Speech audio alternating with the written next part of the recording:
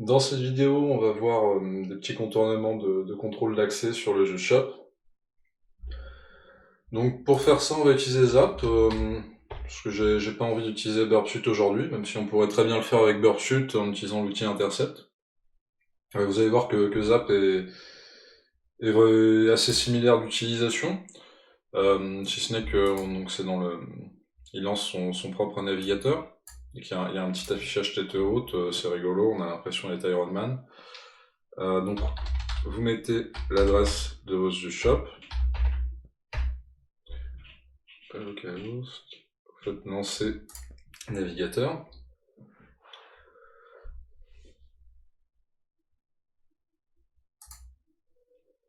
Voilà. Donc vous voyez ces différents boutons qui sont les mêmes que dans cette fenêtre, hein. On pourrait tout faire à partir de là. Et alors la première chose qu'on va faire, c'est qu'on va poster un avis à la place de d'un autre utilisateur. Donc bon, déjà on va se connecter en tant que vendor par exemple.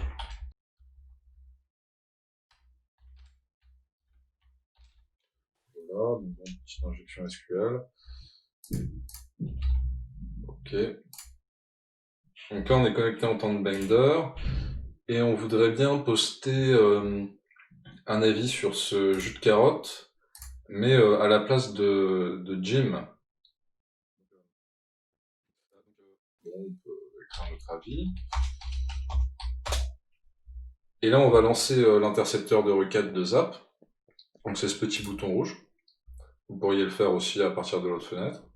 On clique sur envoyer et vous voyez qu'on a un pop-up qui nous permet d'afficher la requête et de l'éditer et qui nous permettra après de voir la réponse.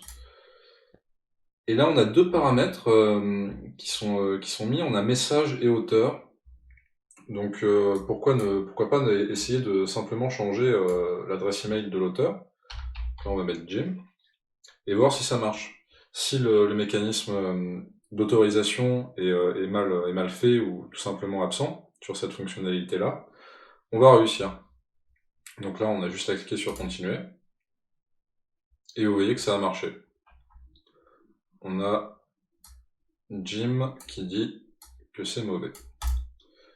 D'accord, bon, donc on a fait ce premier petit challenge. Maintenant, ce qu'on va faire, c'est on va faire la même chose, mais pour le customer feedback. J'ai pas beaucoup d'imagination.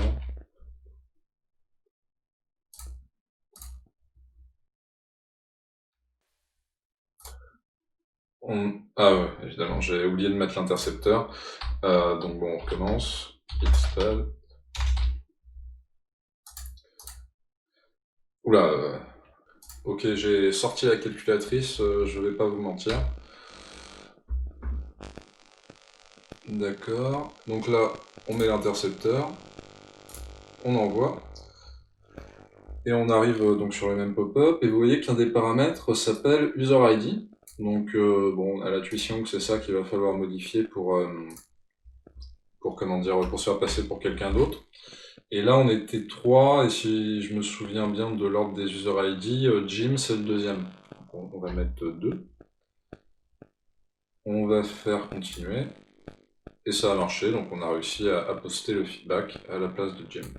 Donc bon, là, c'est deux exemples très simples, parce au final, on a juste eu besoin d'intercepter les requêtes et de les envoyer. Enfin, de les éditer et de les envoyer. Mais c'est pas forcément toujours aussi simple. Donc par exemple là on aimerait bien ajouter un produit au panier d'un autre utilisateur. Donc pour faire ça, bon déjà on va voir quelle est la requête, enfin quelle est la requête post qui est mise pour ajouter un produit au panier.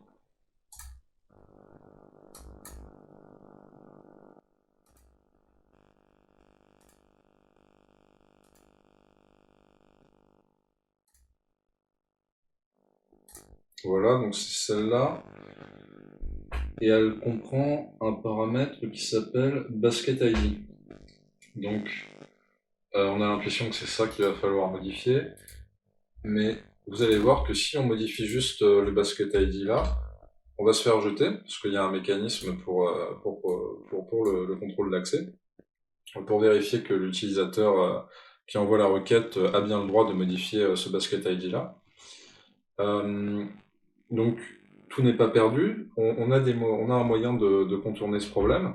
Et ça va en fait être l'utilisation de ce qu'on appelle la pollution de paramètres HTTP, qui repose en fait sur le fait que si on met plusieurs paramètres HTTP avec le même nom dans une requête, l'application elle va réagir de manière parfois inattendue, et donc ça pourrait jouer en notre faveur. Donc c'est ce qu'on va faire. Je vous mettrai le lien vers l'article en dessous si ça vous intéresse d'en apprendre plus là-dessus. Donc là, on va renvoyer la requête, mais on va rajouter un deuxième paramètre basket ID.